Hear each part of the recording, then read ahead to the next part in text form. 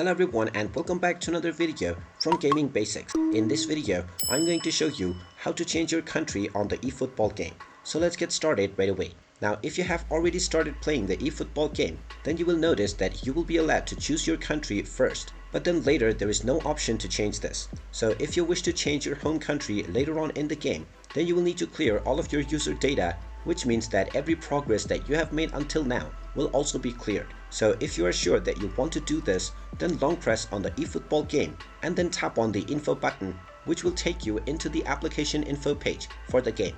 Now from this page, first of all tap on force stop at the bottom right corner and then tap on OK to stop the application.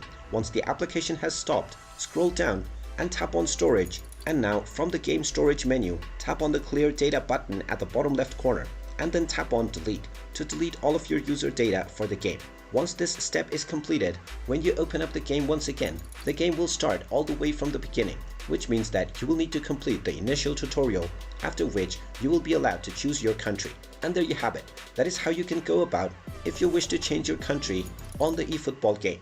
If you find this video helpful, make sure you hit that like button and subscribe to our channel if you haven't done so already. Also ring that notification bell to never miss another update from us.